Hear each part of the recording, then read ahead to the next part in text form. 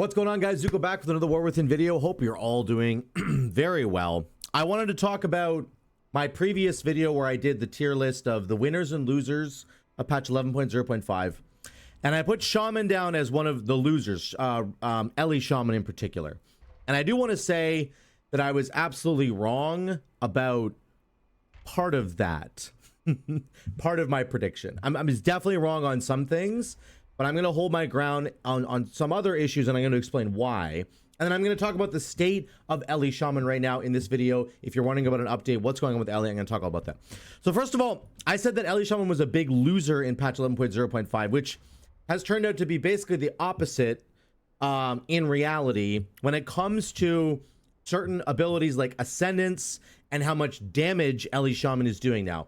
Ellie Shaman is doing an outrageous amount of damage right now, like way too much. I'm doing more than like everybody else in the keys that I'm running. It's really crazy. This is like a Petco clip that he did, right? We've all seen this probably, where he just starts annihilating this pack. You can see in the bottom right corner his damage that he's doing. He gets up to like 26 million damage per second on this pack. Now, there it is right there. Oh, sorry. He doesn't even have an Augvoker in this clip. He has a Demon Hunter. Or no, he doesn't have an Augvoker, sorry. He has an Augvoker and a Demon Hunter, and he had a fully pumped up Spy Masters. And his stats for Ellie Shaman are like correct. So there's a lot of like things that are lining up here that are inflating the damage a little bit. But the point is, Ellie Shaman is doing a lot of damage. It just is. It's just doing a ton of damage.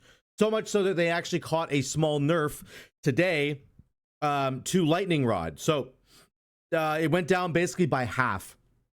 Lightning Rod lost 50% of its value.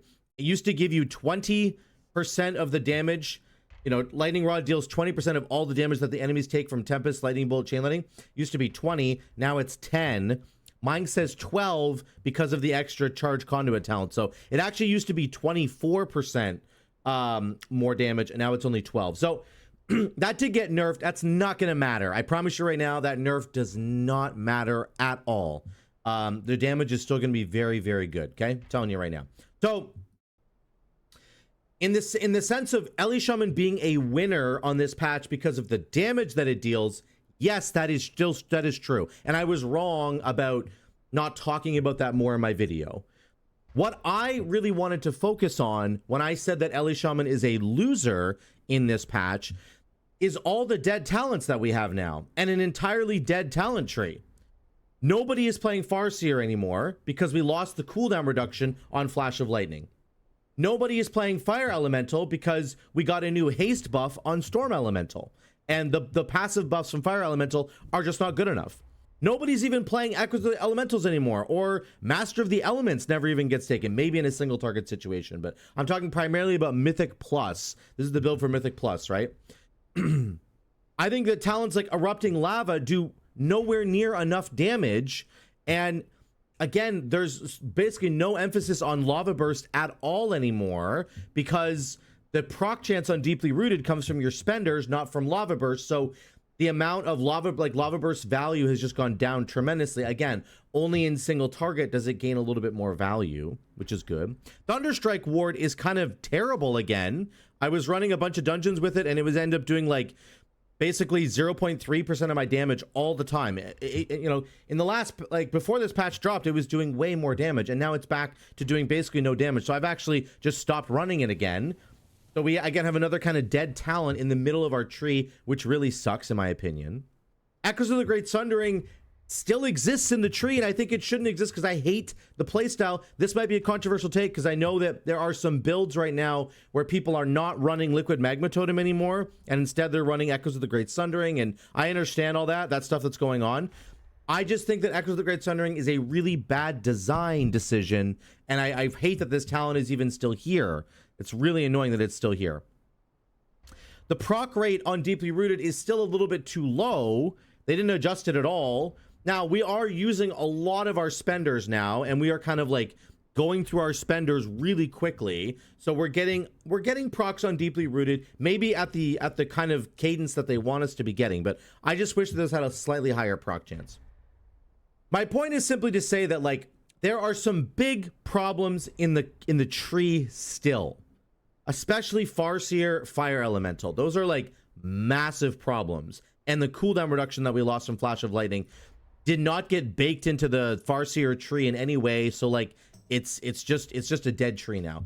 That to me constitutes the class, the spec, sorry, being a loser in this patch. It's not just about whether or not a spec can do crazy amounts of damage. That's, in my mind, that's not what I'm judging the winners and losers on when it comes to a patch. I'm judging about the healthiness of the spec in general. How healthy is Elemental Shaman? In my opinion, right now, there's basically only one, maybe a 1.5 builds that you can do now. There's no flexibility at all. And that's less healthy for Ellie Shaman than in the previous, you know, before this patch even dropped. So to me, I don't like that. There are some great things about this tree now. The haste buff from Storm Elements is great. Aftershock, I think, is actually pretty good now with Deeply Rooted, but Surge of Power is still very, very good with Tempest. Ice Fury is actually good, and the procs you're getting are fantastic. The way that it procs off of any ability you press now is really great. It does decent damage, but it generates a lot of Maelstrom. That's the big thing that it does, and then it gives you an Ellie Blast proc. Very, very good. Ascendance is the best feeling cooldown in the game right now. You pump so much damage inside this window now. Getting used to having a 3-minute cooldown is kind of weird, but it's very, very strong. Lightning Rod damage is still going to be good even with the nerf coming through. So there's lots of good things about this. Don't get me wrong there, okay? I just think the overall health of Ellie Shaman has actually gone down, not up in this patch. It's gone down because of all the things I've mentioned. And I want to hear what you guys think about that in the comments down below. Let me show you just some footage here. There's some stuff that's really good. I want to make sure you see what's going on. Ellie Shaman in action. But first, I'll just show you my stats and stuff. So I'm not really decked out to do Ellie Shaman, okay? Like, I am a Resto Shaman in my raid, and I have essentially been geared to do that right now. So I have more crit than I really should have. My haste is kind of okay, but my mastery is quite low. I should have like 50 to 60 and even higher % mastery, and I don't, because I haven't been able to gear towards Ellie Shaman. So that's just the way it is right now. I also don't have a Spy Masters or any really crazy trinkets for Ellie Shaman either. So again, just keep this kind of stuff in mind when you're looking at the damage. Let me find the clip here. So yeah, my point is just simply to say that my stats are not really where they should be, and my gear is not even really set up that well for Ellie Shaman. So my damage is always going to be significantly lower than, say, somebody like Petco, who's only been playing Ellie Shaman. And it's still very, very good. It's still very, very good. The damage that you're going to get here is crazy. I mean, even on this pack right here, I'm doing 7 million, and it just disappears because it's only a +10. I get stunned, and I can't do any more damage. But the point is, the damage here is omega good for Ellie Shaman. And I will do a video about the rotation coming up very soon. So if you want to know what the rotation is going to be for Ellie Shaman now, I'm going to do a whole video talking about that, how to do the maximum amount of damage with the new Ascendance cooldown, when you should be using Ascendance, all that kind of stuff.